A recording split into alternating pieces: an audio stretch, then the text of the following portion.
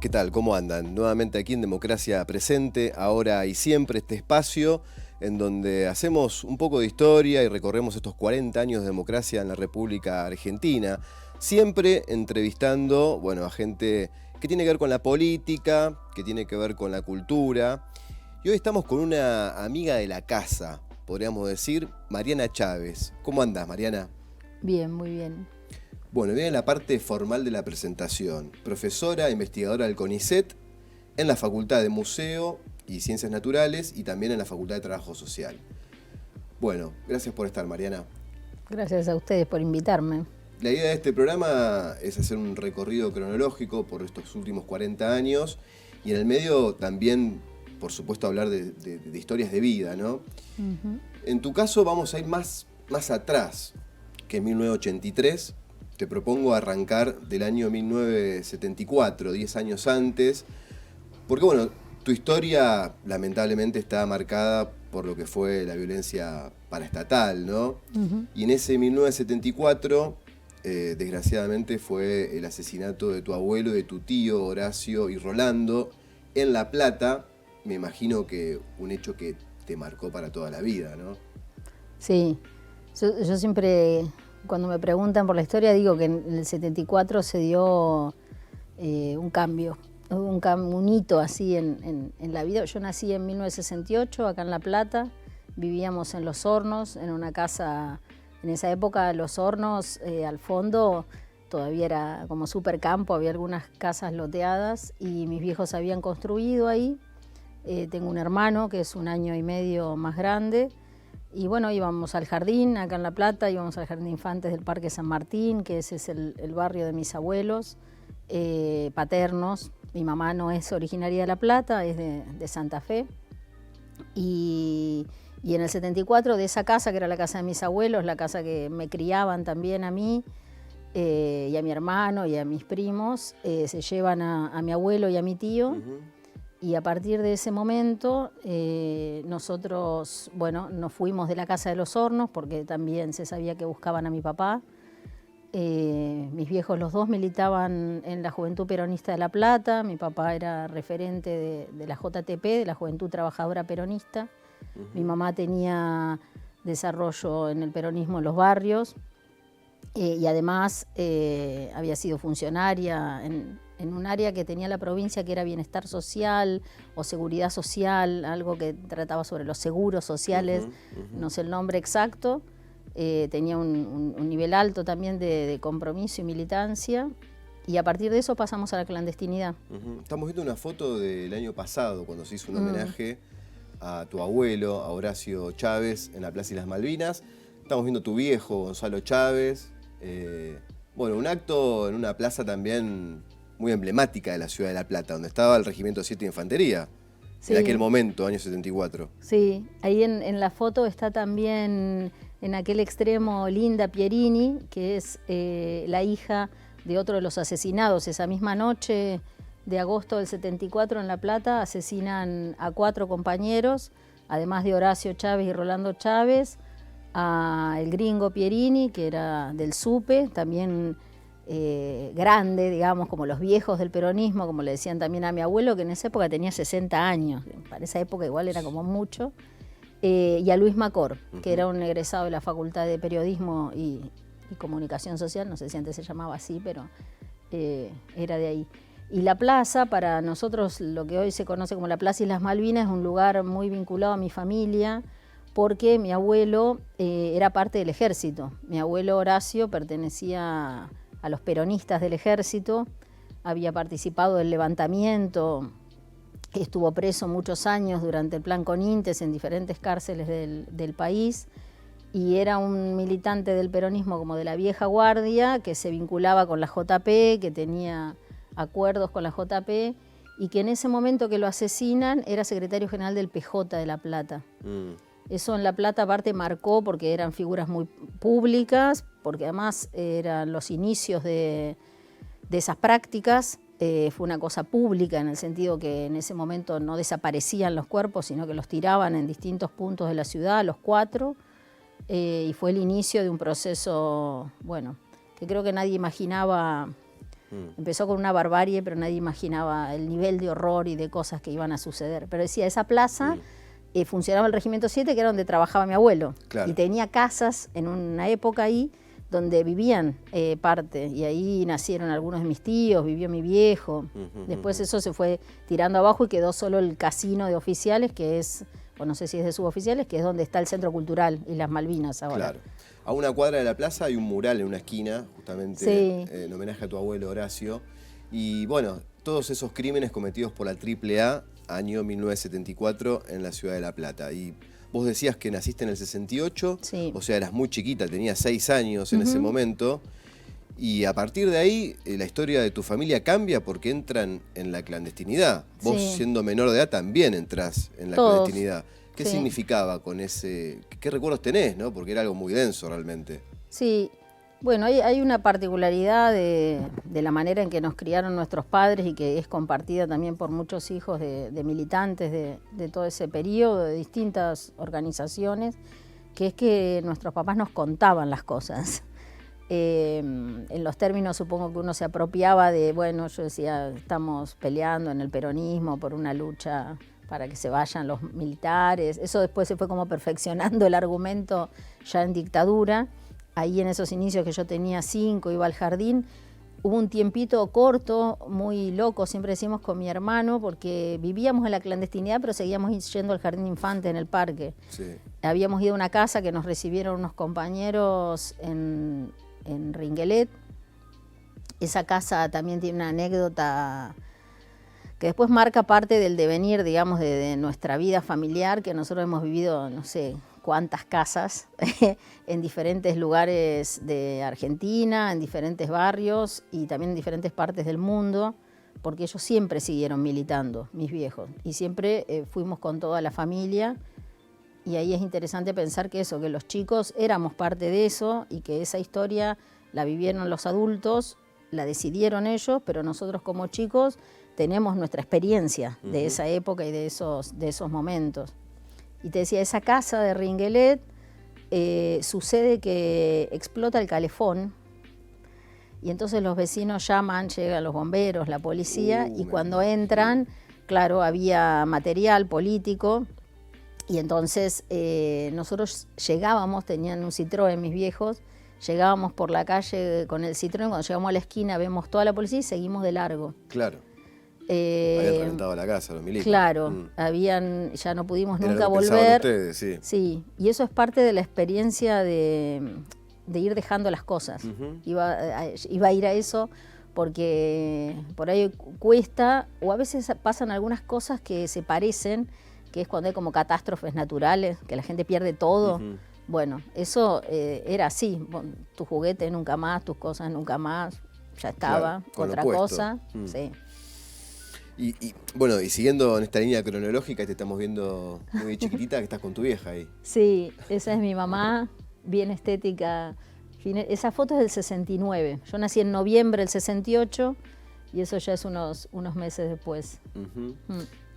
Y siguiendo en esta cronología, bueno, pasás a la clandestinidad 6 años, año 74, y después entrada a la dictadura, ya año 77, viene otra etapa muy complicada, que es la del exilio, ¿no? Y ahí también, en vos, pasaste por Francia, España, Italia, llegás a Cuba, y ahí también hay una experiencia muy extraordinaria que contás en una película que se llama La Guardería. Sí. Muy recomendable ese documental, en donde hablás ahí sobre esta experiencia de estar en Cuba en una guardería de hijos de militantes políticos.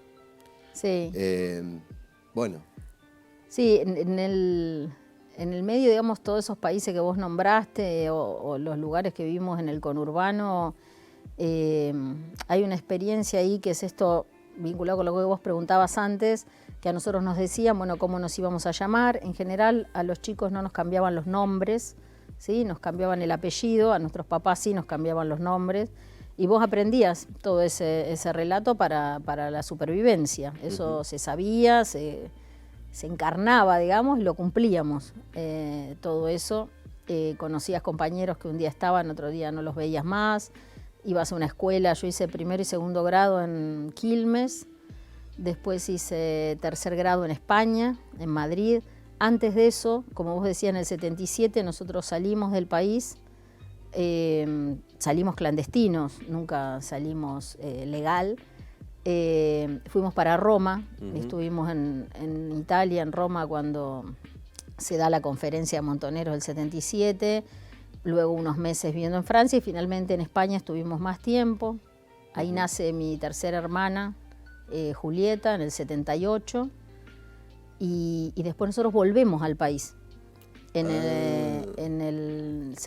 fines del 78, mi hermana nace en abril, mediados del 78, septiembre, octubre, nosotros volvemos a Argentina, clandestinos obviamente. Y después se van para Cuba. Ingresamos por Chile, sí. Ahí vamos a vivir a Remedios de Escalada y no duramos ni un año. ¿Y ahí hice cuarto grado. Ahí va. Y después fui a Cuba. Ahí te estamos viendo en una imagen con Virginia Croato. Croato, ¿Es ella? sí. Que es la directora del documental. Virginia es la directora del documental. Coincido con Camilo que hay que mirarlo. Sí, la guardería. Ella lo pudo hacer, ella vivió también en la guardería. Su mamá era la coordinadora de la guardería, una compañera también militante. Papá de Virginia es Armando Croato, que fue asesinado. Y Virginia cuenta desde la experiencia de muchos de los pibes que vivimos ahí, que que sentíamos, que recordamos, que nos fue pasando. Estamos viendo la ficha de la película, sí, justo del documental. ¿Y eso era una guardería que el gobierno cubano había puesto a disposición para hijos de militantes políticos argentinos o latinoamericanos? No, era solo para argentinos. No sé si la idea es que el Estado cubano hacía el apoyo, ¿sí? Por supuesto, y financiaba parte, y teníamos trabajadores cubanos. La idea de generar esos espacios, no sé quién fue el origen puntual, los chilenos ya tenían una experiencia así, habían tenido, que de hecho hay una película también sobre, no sé si no se llama El Hotel de los Chilenos. En el gobierno de Salvador Allende, imagino. No, en la época de la dictadura. En la época de la dictadura. Claro, sí, en la época de la dictadura, sobre compañeros. Y en este caso, bueno, ya para esta altura estamos hablando de los años 80, 81. Se sabía que en Argentina los militares se apropiaban de los chicos y las cosas que pasaban en la tortura también en relación a extorsionar a los compañeros con sus hijos, con la familia. Y entonces la organización toma la decisión de que algunos compañeros que volvían, sea para la contraofensiva o en el marco de otras acciones, como volvieron mis viejos en el 82, dejaran los hijos en la guardería, al cuidado dejaran en una casa, vamos a decirlo así, de cuidado, que le llamamos la guardería a todos, con otros compañeros de la organización. Y entonces vivían ahí desde bebés.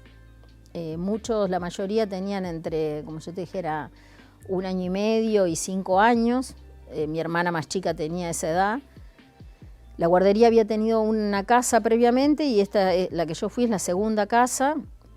Ahí hay foto. Esta es la segunda casa y por primera vez en esta segunda casa se da que reciben pibes que éramos adolescentes, porque yo tenía 13 años. Cada vez más grande, ¿no? Sí, por eso también tengo recuerdos diferentes que los de que tenían 3 años. Claro. Sí. Bueno, Fernanda Raberta pasó por la guardería. Fernanda Jorge está ahí. Areta, ¿no? También. Jorgito está acá. ¿Está Jorgito en la foto? Sí, está ahí. Anita. Al rubiecito, Jorge. Sí. Él es el que está en el medio más grande, es Diego Croato, que es el hermano de Virginia. Ajá. Y allá está Susana, Estela Cereceto, bueno, no sé quién más, ahí por ahí se me están escapando. ¿Y esta experiencia hasta qué año aproximadamente duró en La Habana, en Cuba, la guardería como tal, no? Hasta el 83. A principios del 83, por lo menos, empieza a desarmarse. Desarmarse quiere decir que empiezan a viajar, algunos papás que habían sobrevivido y si no abuelos, aunque también hubiesen sobrevivido, porque por ejemplo a nosotros nos fueron a buscar nuestros abuelos, porque mis viejos no salieron del país en ese momento, y nos iban a buscar y volvíamos a vivir en general con ellos, con familiares, no volvíamos a vivir en muchos casos con nuestros papás, porque ellos seguían clandestinos durante el 83. Claro. Eso es interesante acordarse siempre, y lo digo acá en el marco del programa La Democracia, que el año 83 fue mayormente de dictadura, porque la democracia empieza en diciembre del 83. Claro. está bien, es un año que se sabía que iba a haber elección, entonces ya empieza un proceso diferente. Pero es un año todavía de gestión de la dictadura. Imagino que en el 84 todo en cámara lenta también, ¿no? Restablecer el sistema democrático no fue tan sencillo. Te propongo, Mariana, ir a una pequeña pausa y seguimos después dialogando. Dale.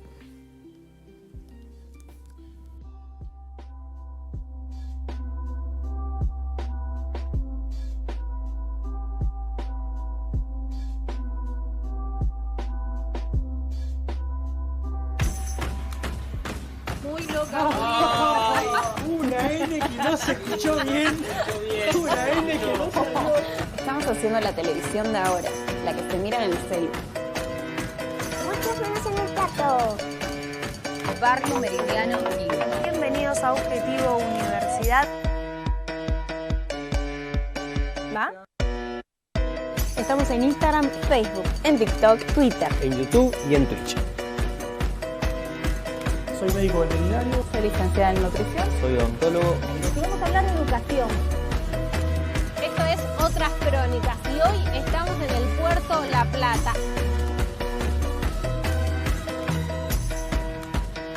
¿Qué recuerdo te trae esto con Messi? Un hermoso momento. Le presentamos expertos en UNLP TV. UNLP.tv, el canal de la Universidad Nacional de La Plata. Un nuevo mercado emerge desde el edificio donde funcionó el histórico Bazar X. Baxar Mercado, tu punto de encuentro en la ciudad. Baxar Mercado, calle 51, entre 5 y 6. Nos cruzamos por ahí.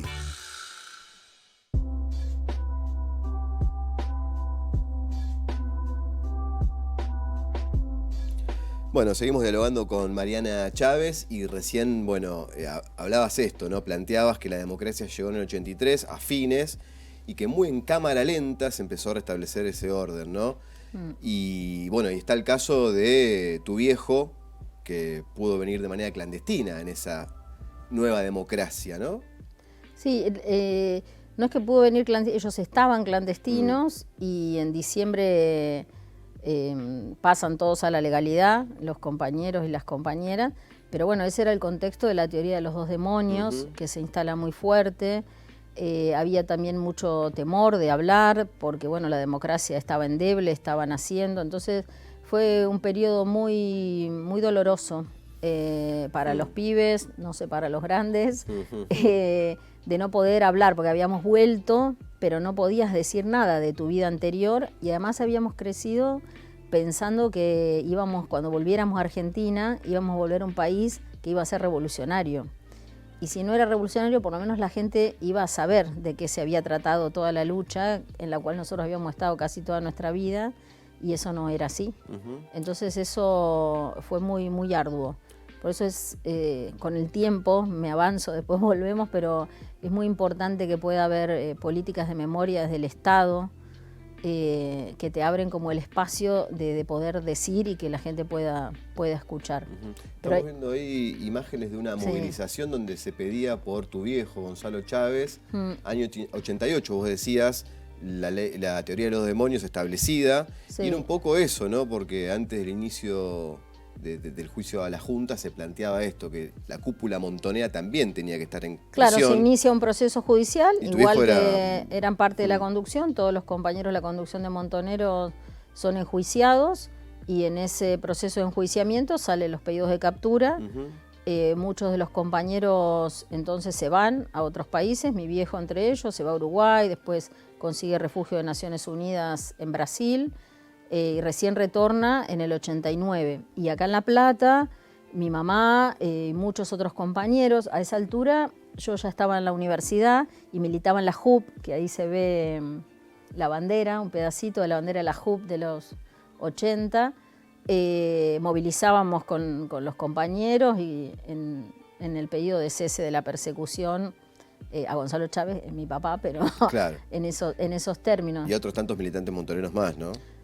Sí, ahí como también esa organización, no sé, el eje, pero digamos, se había dividido, era más como por personas, y este era el caso de La Plata. Claro. Esta movilización es en La Plata. Es un proceso muy complejo, por ahí, difícil de explicar en pocos minutos, pero bueno, es un poco el momento histórico, antes de los 90, en donde, bueno, no estaba tan claro y la teoría de los demonios estaba haciendo mella en toda la sociedad, ¿no? Sí, y además porque el relato que se armó de la democracia, que sirvió para muchas cosas, sirve esa narrativa de la democracia, también a esta altura ya estamos en condiciones de mirar un poco más fino lo que sucedió.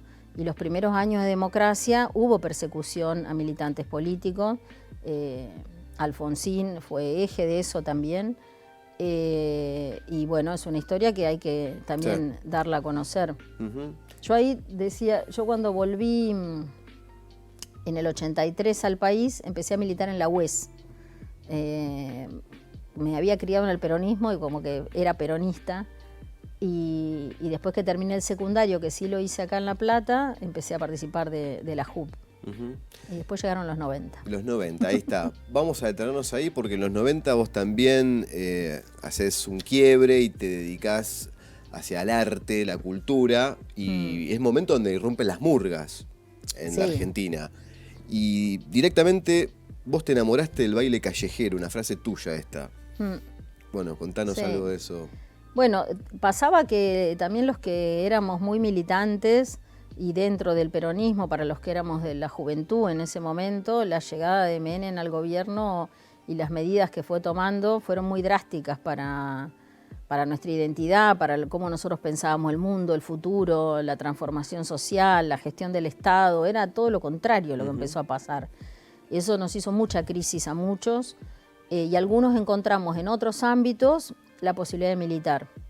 Yo en esa época creo que me hice también delegada sindical y un espacio que tenía que ver con el arte callejero fueron las murgas, que además en esas épocas y durante todos los 90 y un principio de los 2000 se logró organizar el Movimiento Nacional de Murgas. Teníamos un reclamo también muy puntual que era el feriado del carnaval. El feriado de carnaval, claro. Entonces La Plata particularmente hubo muchas murgas. Qué lejos que quedó eso, ¿no? Porque ya está instalado ahora a partir de Cristina y otras cosas más, pero quedó en el tiempo.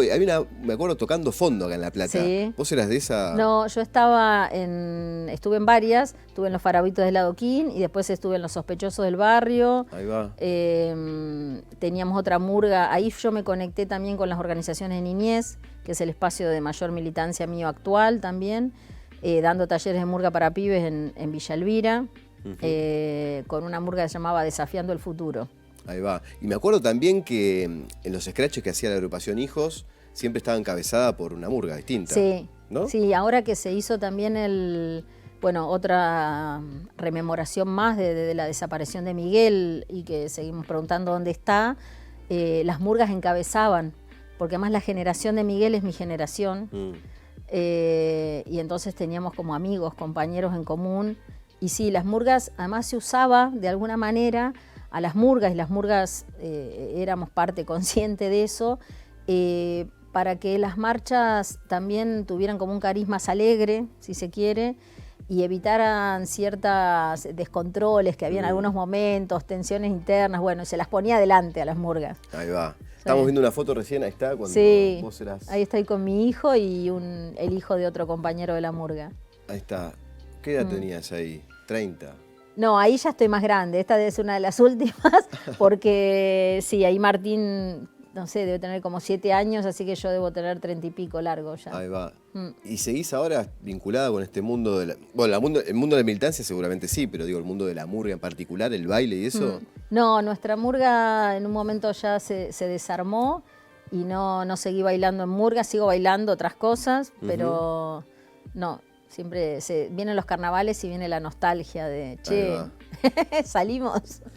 Y decías que actualmente estás muy vinculada con la obra del padre Cajade, ¿no? Con ese desarrollo territorial que ha tenido acá en la ciudad de La Plata. También sos delegada de ADULP, ¿no? En Naturales, en la Facultad de Naturales. Y también delegada ATE en CONICET. Bueno, y docente también, ¿no? Sí. ¿Cómo haces para conjugar todo eso en una misma Mariana Chávez? Con organización. Pero bueno, tiene que ver con esa creencia fuerte de que hay que organizarse, que hay que defender los derechos, de no tolerar las injusticias. Y entonces A veces, bueno, uno es parte como del que tira del carro de algún tipo de organización y en otra hay otros compañeros, pero te dicen, che, necesitamos, por ejemplo, en ATE CONICET es un sector que está iniciando su sindicalización, tiene largo tiempo, pero digo, tenemos pocos sindicalizados en el CONICET, y entonces decir, bueno, vamos a dar una mano, entonces decir, sí, dale. En otro, en el caso del gremio docente, tengo más participación más activa de reclamos que ahí podemos organizar. Y en el caso de niñez es un lugar en el que me quedé, en la obra de Cajade, llegué por la murga. Yo además uno de los temas que me dedico a investigar es adolescencia y juventud. Con los años me fui convirtiendo como una especialista en ese tema, y en cuestiones de desigualdad, de trabajo comunitario. Entonces es una experiencia sumamente rica y es una de las maneras en que yo entiendo también hacer ciencia y hacer trabajo docente, la vinculación de la universidad y el territorio, digamos. Yo pongo mis horas ahí, la gente pone sus horas también para contarme cosas. Ahí va, ahí va. Y en este transitar, bueno, en este 2023, digamos que hay una situación política bastante complicada, sobre todo, bueno, vos lo verás en los barrios, ¿no? La falta de alimento, la falta de condiciones de vida dignas. Y también hay una situación política e ideológica bastante rara, ¿no? La cuestión del negacionismo, esto de volver hacia atrás, la no condena a los militares o muchos sectores pidiendo abiertamente la libertad de los genocidas, ¿no? Habiendo transitado todo esto, habiendo transitado toda tu vida, que la acabas de resumir muy bien, ¿qué opinión tenés y cómo se puede contrarrestar toda esta marea negacionista, ¿no? No sé, mira, en principio me viene como una cosa emotiva, es como muy doloroso, por un lado. Y eso por momentos, o hay días también, o momentos del día que te inmoviliza. Porque vos decís, no puede ser. Porque no son solo palabras, son cosas que ya cuando me invitaste al programa, ¿no? Y uno dice 40 años de democracia, yo los viví los 40 años, digamos, entonces hemos pasado muchas cosas. Sabés lo que son las recetas neoliberales, sabés lo que es alguien que dice que se vendan armas, que se vendan cuerpos o que se puede aplaudir a los genocidas, que eso no son solo palabras, sino que después son hechos concretos. Lo podemos ver en lo que pasa en Jujuy mismo. Cargamos con muchas deudas también en la democracia, pero hemos conseguido muchas cosas. Entonces, a mí me agarra por momentos temor. Me vienen recuerdos de situaciones y eso a veces te inmoviliza y me parece que es muy importante poder tener esa sensación, darle, como se dice, alojarla también, pero juntarse con otra gente, colectivizar las dudas, escuchar a los pibes, a las pibas, a las personas más grandes, el tamaño que sean, escuchar qué es lo que están diciendo acerca de por qué en este momento se perdió, se difuminó, no voy a decir se perdió, la visibilización de que el Estado puede ser un lugar que me hace la vida mejor, que me acompaña, por qué no se nota, qué narración ganó para que eso se invisibilice, porque cuando empezás a hablar, la gente, vos le decís, pero vos tenés el subsidio de la tarjeta, sube, o te pagan el gas, o sea, lo ves en tu vida, o tales políticas, pero bueno, algo tenemos que hacer autocrítica y poder llegar más, poder llegar mejor. Hay mucho conocimiento, hay que articularse más entre las áreas del Estado también para llegar mejor. Los sectores más pobres, está muy difícil la situación. Así que yo es como la apuesta siempre a la organización. Hay que juntarse con el otro, ¿no? Sí. Hay que juntarse con el otro y escuchar cómo ve el mundo para ver si uno puede hacer cosas juntos. Bien, entonces nos quedamos con un mensaje optimista a pesar de todo. Y a pesar también de que estos 40 años hubo avances y retrocesos, bueno, está el futuro por delante y me parece que está bueno proyectarse, ¿no? Tratar de proyectar algo, un proyecto político superador, ¿no? Sí, pero para mí, para mi generación y también la tuya, la democracia es lo que nos permitió estar con vida. Eso es importante. No sabíamos cómo iba a ser, si no. Seguro. Muchísimas gracias, Mariana, por estar acá y un gran saludo a toda tu familia. Dale.